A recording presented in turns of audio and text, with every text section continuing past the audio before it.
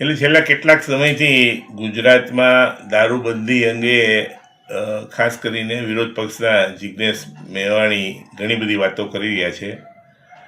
આની પહેલાં અગાઉ મેં ટ્વીટમાં લખેલું કે ભાઈ તમારો ઉદ્દેશ કદાચ સામાજિક હશે, લોકોને એનો સામાજિક ફાયદો પણ હશે, પણ તમારે કહેવાય ને કે તમારા મનમાં તો રાજકીય ઉદ્દેશો પડેલા છે, જેને કહેવાય ને કહી પે નિગાહે કહી પે નિશાને, એના જેવી પરિસ્થિતિ છે. વારંવાર ગુજરાતના ગૃહમંત્રી ઉપર પ્રહારો કરતા હતા અને એ પણ એ મુદ્દા ઉપર ઓછું ભણેલા છે.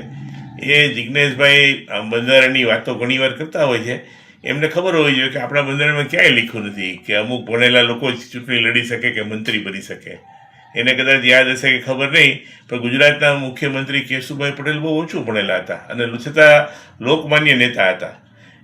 એમણે જે પક્ષ સાથે હમણાં જ બિહારની ચૂંટણી લડી એ રાબડી દેવી સંપૂર્ણપણે અભણ હતા. એમને એમના પક્ષનો ટેકો હતો અને એની સોગંદ લીધી વખતે લખેલા સોગંદ પણ બરાબર વાંચી શકતા